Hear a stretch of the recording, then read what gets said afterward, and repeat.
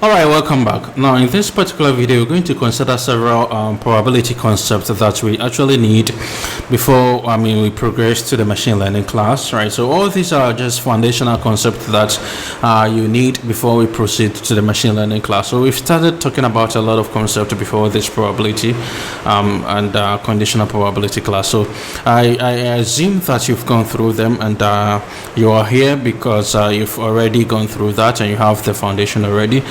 Probability is something simple, and we're going to actually break it down for you to actually understand.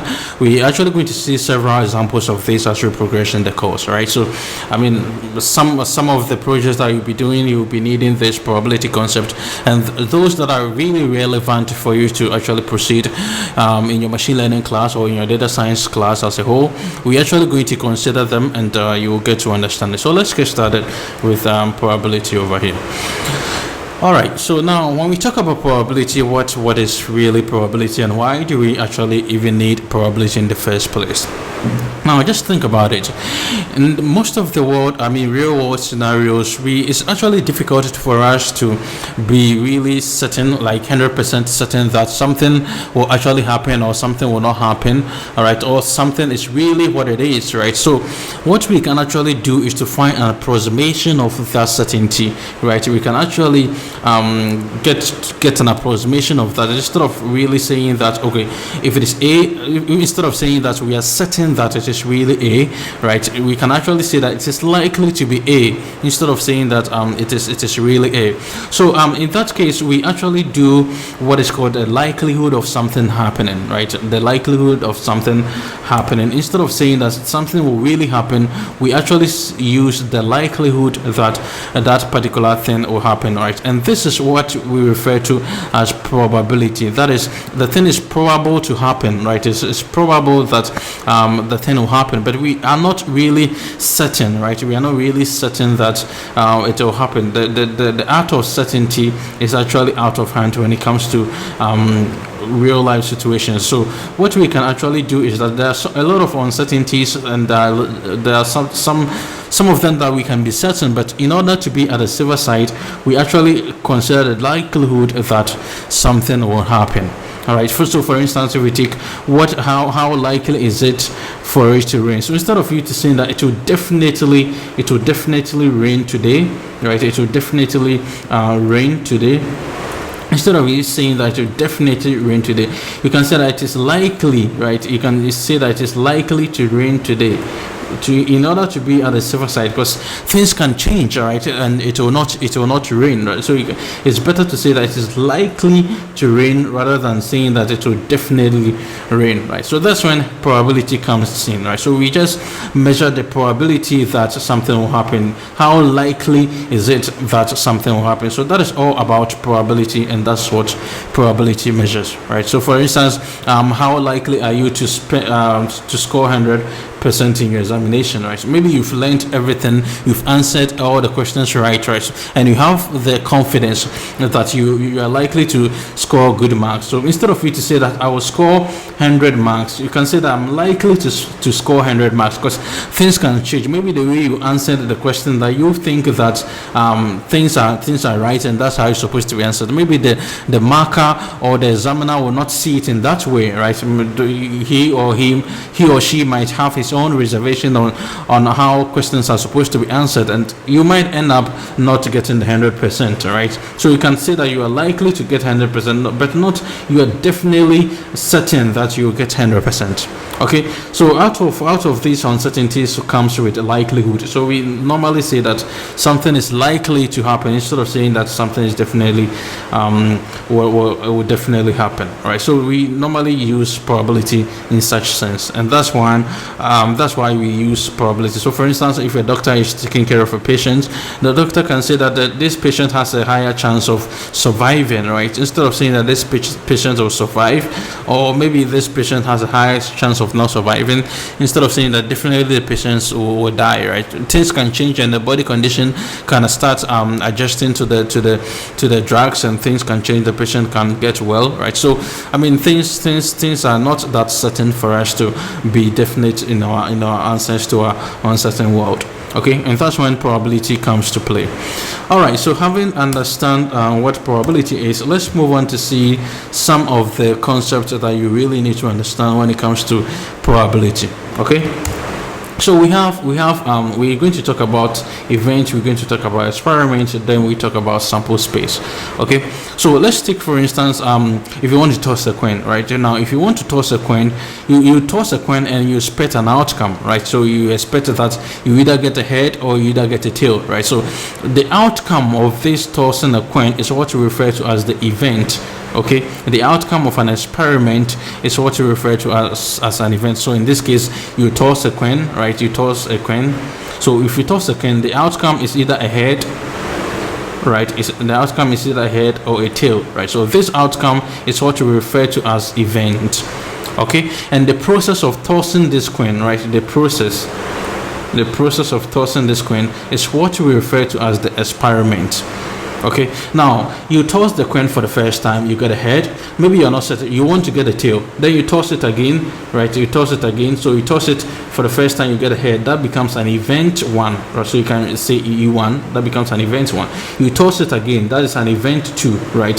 And then you get, maybe you get a head again, you're not still satisfied, you toss it again, right? That becomes an event 3, and then now at this time maybe you get a tail, right? You get a tail. Now you've tossed it for 3 times, right? So this, if you put these 3 times that you've tossed this coin together, you get what is called the sample space.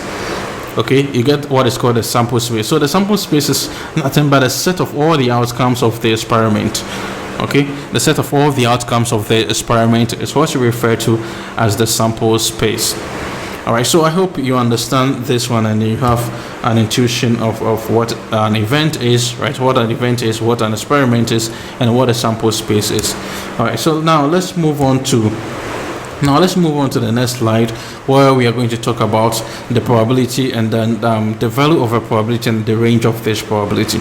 Now normally the probability value is actually between 0 and then 1, right? It's between 0 and then 1. I mean in the circumstance that we're going to talk about, the probability value is always between 0 and then 1, right? We don't have a negative probability, right? And then we don't have a probability where it's greater than 1, right? Where it's greater than 1 or it's lower than 0, right?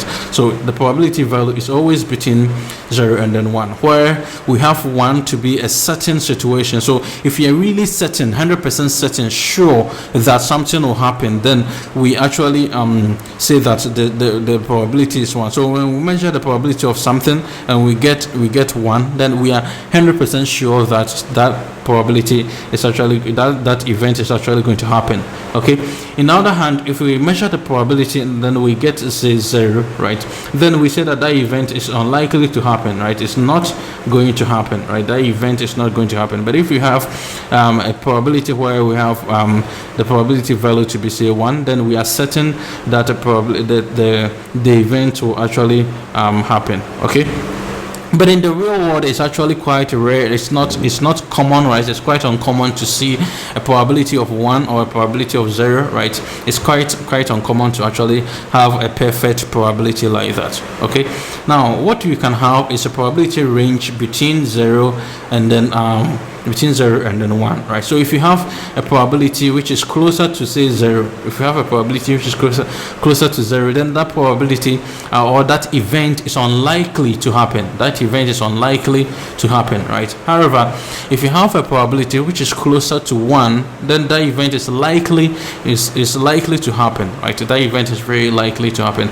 And also, if you have a probability which is 0.5, which lies exactly in the middle of 0 and then 1, right? Then that event is 50-50, that is equally likely to happen or unlikely to happen. Okay, it's just a 50-50 situation. Okay, it's either it's going to happen or it's not going to happen. So if you have a probability like that, then I mean that's basically what it's telling you. So normally you're going to have a probability between 0 and then 1. All right. Now, having gotten to understand the range of the probability, the next concept that we are going to actually see is how probability is being expressed, right? How probability is being expressed. So normally we express probability in the form of a fraction, right? In the form of a fraction like this, where we have m on top, which represents another number, and then the probability out of something. So in this, if we take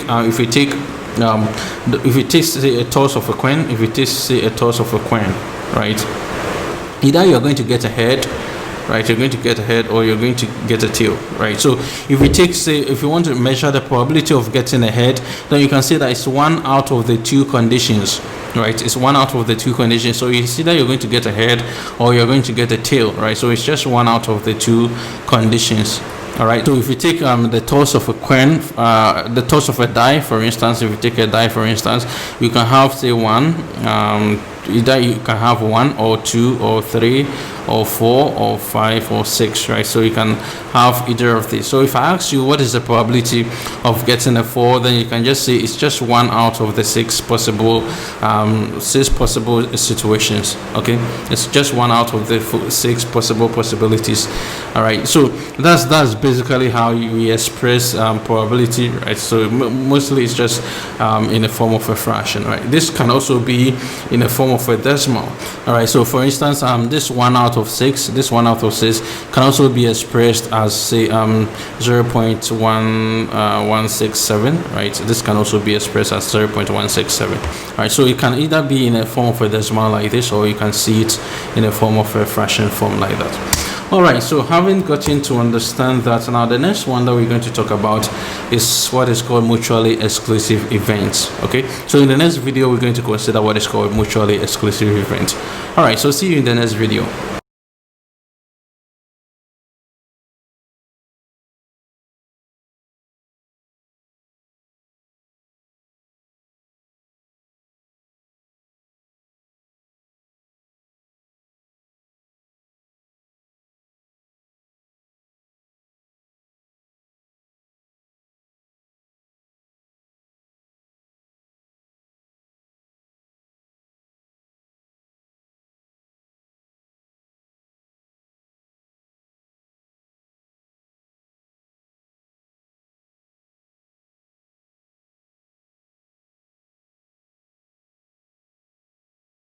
All right, welcome back. Now in this particular video we're going to consider what is called mutually exclusive events. Right, we're going to consider what is called the mutually exclusive event.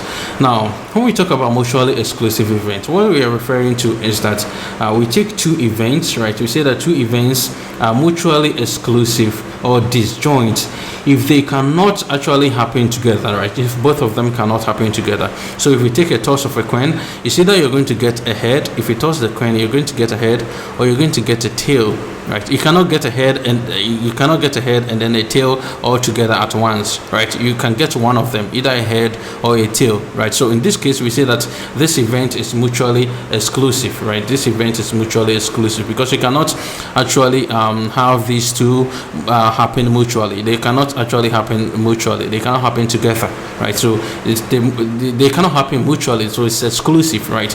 It's excluding them. There's no mutuality between them, right? It's actually disjoint. It's actually disjoint. Okay, so that's basically what we can refer to over here, right? That these two are mutually exclusive. Okay. Okay, now so let's see an example of this. So I have this die. So let's say that I want to roll a die, right? So I roll a die. Okay, I roll a die. Now for the event, remember that when we say that when we perform an experiment, the outcome, right, the outcome of the experiment is what we refer to as the event. Okay, so now if you roll a die, right, the outcome that we want is, we are going to call it an event, right? So we have an event 1, so for event 1, the outcome of the die that we roll for the first time, the outcome that we are expecting is an even number, right? So we are expecting only even numbers. Okay, we expect only even numbers. And if we take a die is normally having 1, 2, 3, 4, 5, and then 6. Okay, so if we want an event with an even number, then we have these two, right? We're going to consider this 2, 4, and then the 6. Okay, so we're going to consider 2, 4, and then 6. All right, then if you the second event that we want is where we get only odd number, right? Only odd numbers, so that becomes an event 2. So that's the outcome that we are expecting, right? In the event 2 we expect only odd numbers, and in this case the odd numbers over here are this 1, 3, and then 5, right? So we're going to have 1, 3, and then 5. Now in this case we can actually see that event 1 and then event 2 has nothing in common, right? It's just a complete disjoint set. So if you want to put them in a set form, then it's going to be like this. You're going to have 2, 4, right? 2, 4, 6 over here. You're going to have 1, 3, and then 5. They have nothing in common, right? They actually have nothing in common. It's actually a disjoint set, right? So this is event 1, right? Event 1, this is event 2. They have nothing in common, right? So they cannot actually happen together, right? If you want to expect, if you toss a coin and you expect an odd number, right? You cannot have 1 in the event 1 and then have 2, right? Because 2 is not an odd number, so it cannot happen in this event 2. 2 cannot happen in here in any way. Okay, so in this case we say that this is actually a disjoint set, and that's what we refer to as mutually exclusive, right? That's what we refer to as mutually exclusive events. Okay, now that's an example of a mutually exclusive. Now in the next video what we're going to consider is an event called independent events. Okay, so we're going to consider independent events in the next video. All right, so see you in the next video.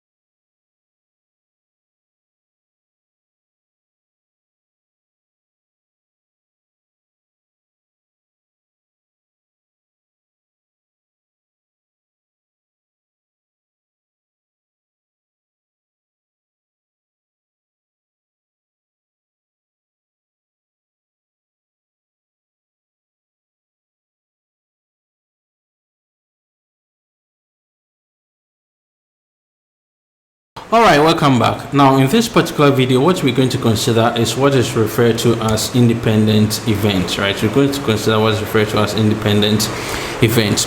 Now we say that two events, that is A and B, right? So for instance we're just taking A and B as two events, right?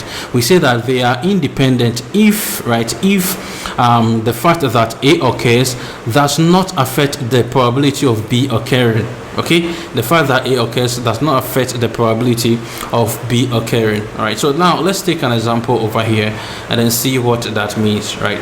Okay, so before we take the example, now you can see that if we say that if we consider the probability of A and B happening, then it's the probability of A happening multiplied by the probability of B happening. Okay, the probability of A and then B happening is equal to the probability of A happening multiplied by the probability of B happening. Now let's see an example of a condition where we say that these two events are independent. Okay, now we have a jar, right? We have a jar which contains 3 red marbles and then 5 green marbles and then 2 blue marbles with six yellow marbles. Right, so we have let me actually write them here.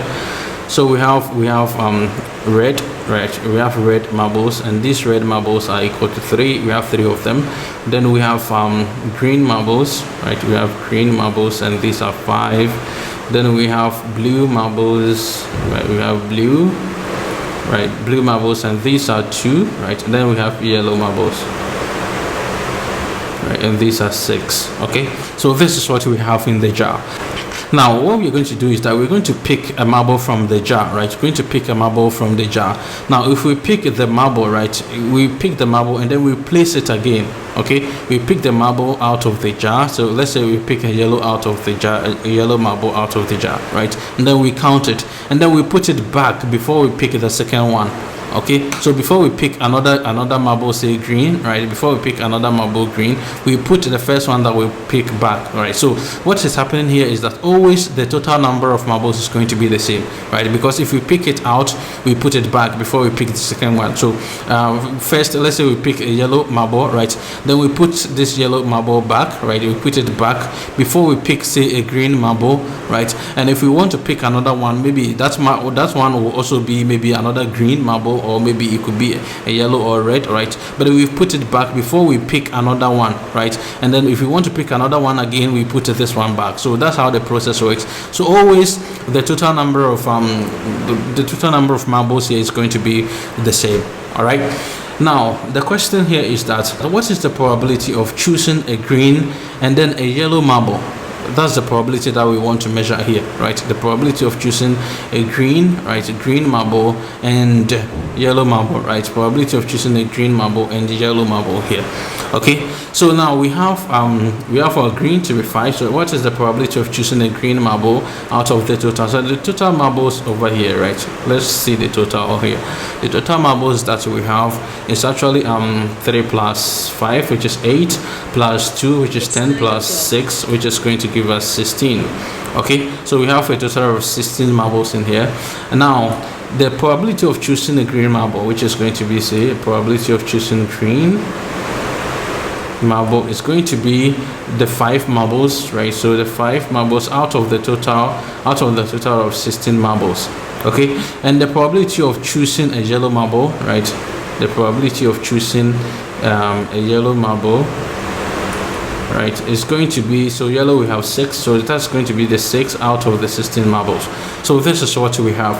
So the probability of choosing a green marble and a yellow marble is going to be like that. So let's represent this one here.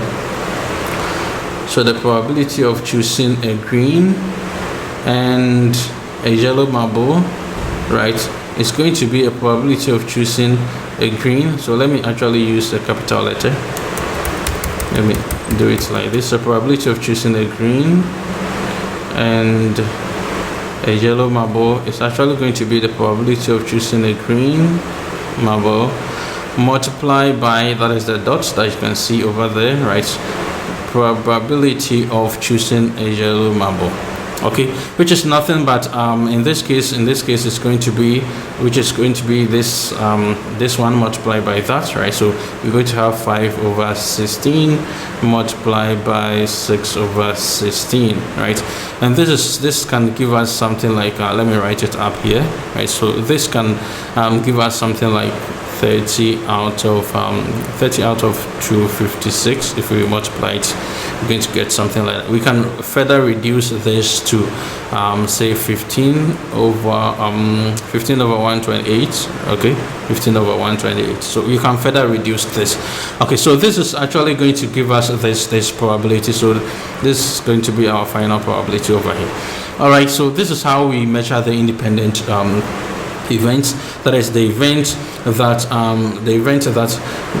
if A occurs, it has nothing, or it has no effect, right? It does not affect the probability of B also happening or occurring. All right, so that's independent probability for you, and we're going to see several of this as we progress in the course. All right, now there are some rules in measuring probability, right? So we just saw the independent events, right, in the previous slide. That's what we were considering, where we see that probability of A and B happening is equal to the probability of A multiplied by the probability of B. So that's what we just saw, right? So this is also another example that we can actually consider. So suppose we roll a 6-sided die, right? So 6-sided die is nothing but a die with a face of 1, 2, 3, 4, 5, 6, right? So that's the 6-sided die, and then we also flip a coin. So a coin is actually having a head, right? It's having a head and then a tail, right? This is having a head and a tail. Now these two events are independent, because if I roll a die, which is having this, and I also toss a coin, right? If I also toss a coin which is having a head and a tail, these two have nothing. The probability of me getting, say, a 3 here for rolling a die has nothing to do with me getting maybe a head over here, right? The probability of this happening has nothing or any effect on the probability of this happening. So these two events becomes independent events. Okay. So if we want the probability of rolling a 1, so on a die it's going to be 1 out of the 6 events, right? And the probability of rolling, say, a head over here is also going to be 1 out of 2 of these two events. Okay, so if I want the probability of getting, say, 1 out of 6, probability of getting, say, 1 out of 6, and the probability of getting the probability of getting 1 when I roll a die, and the probability of getting a head, right, is going to be probability of 1 over 6 multiplied by the probability of multiplied by 1 out of 2, right? So this is for the probability of for me getting 1 when I roll a die. Okay, and this is the probability of getting a head, right, when I toss a coin. Okay, so that's the two. So the probability of me getting a 1 out of 6, and the probability of getting a head when I toss a coin, right? So these are two independent events. Okay, and this is going to give us 1 out of 12. All right, so this is just another example of what we first saw earlier on. Okay, so this is an independent event. Now let's see another rule of computing probability, where we talk about dependent event instead of independent event. Okay, so let's see that in the next slide.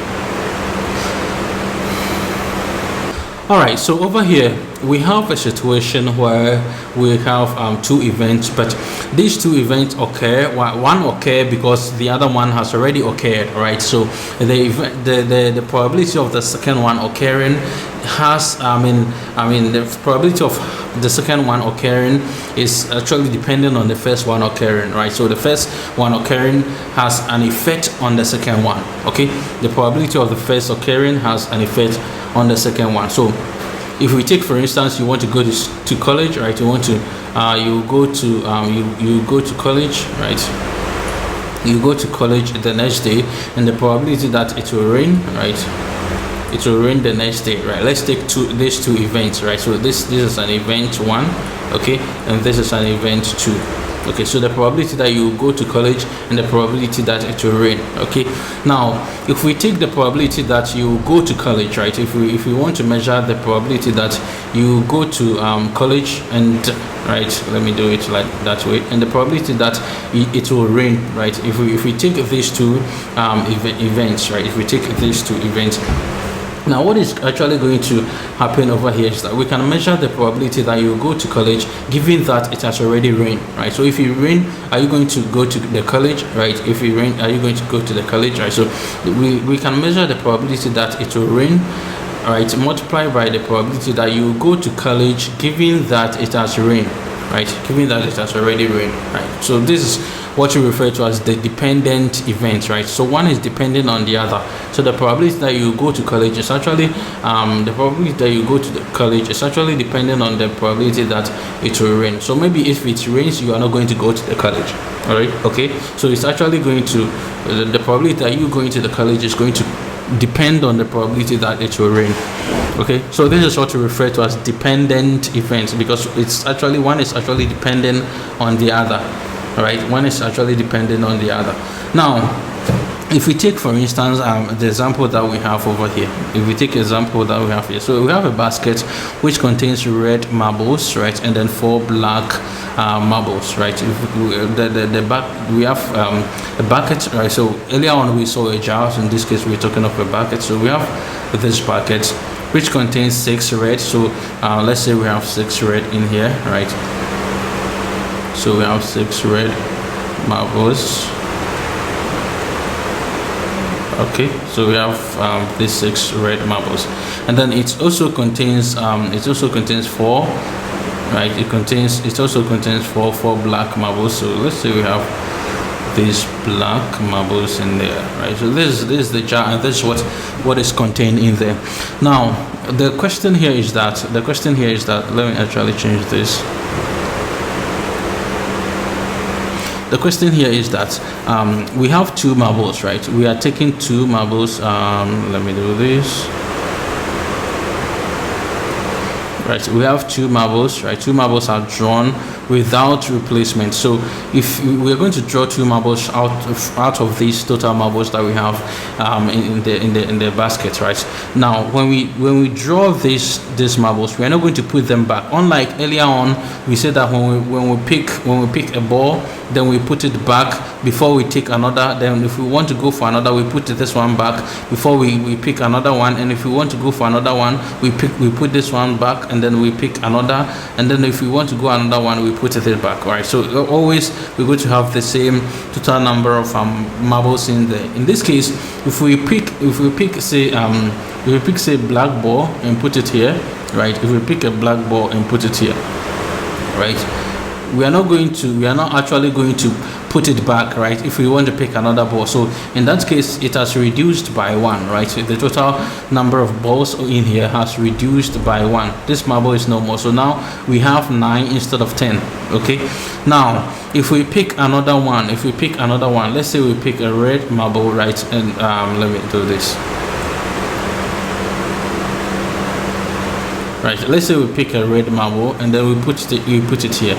Okay, now we don't have this red marble again. Now it has reduced again. Now we have 8 instead of the 10. 2, we've already picked 2 out. Okay, so now we have 10 because we are not putting it back before we pick another one. Okay, so it keep on reducing, unlike this situation where the total keep on being the same because we always put it back. Okay, so that's the condition that we have here. All right, now what we want to measure is that what is the probability that both of the marbles that we pick are black. Right, what is the probability that both of the marbles that we pick are black? So we have let's write them here. So we have red marbles in there, and the red marbles are 6.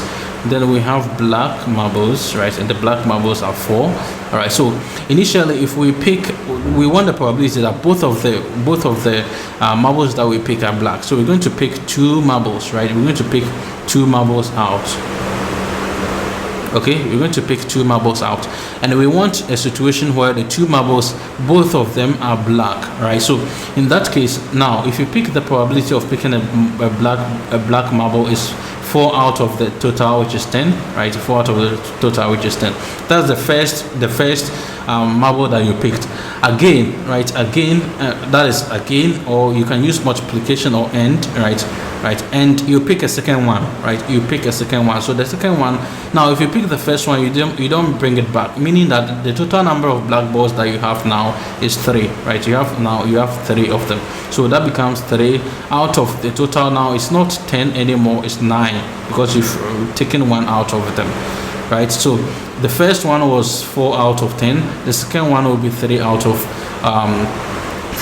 9. Okay, so now the probability will be 4 out of 10, right? 4 out of 10 multiplied by 3 out of 9. Okay, this is what you are actually going to get, and this can give us something like 12 out of 90, right? You can reduce this further to say 2 out of 15, right? 2 out of 15, right? You can even take it to a decimal to say 0.133. Okay, something like that. All right, so this is actually a dependent situation where one event depended on the other. All right, so for instance, the further you go to college depends on the further it will rain, right? It will rain. So the further you go, it will rain, right? So the probability that it will rain and the probability that you go to college given that it has already rained. All right, so this is what you refer to as dependent event, where one event is dependent on the other. All right, so I guess you understand this. You have a better intuition what dependent and independent event is. All right, so you're going to see Bayes' theorem in the next video. All right, which is quite an important concept because we're going to use this Bayes' theorem when it comes to the Bayes' theorem. I mean the naive Bayes algorithm, right? When we're doing the naive Bayes algorithm, we're going to use this Bayes' theorem over there, right? So even if you want to use natural language processing we're going to see this Bayes theorem a lot over there, right? So it's quite intuitive and I invite you to watch the next video on Bayes theorem and then get a better intuition, right? We're going to see a practical example of this and how and when we use this, right? For instance, if we want to classify email as spam or not spam, we're going to see most of this in action, right? So see you in the next video.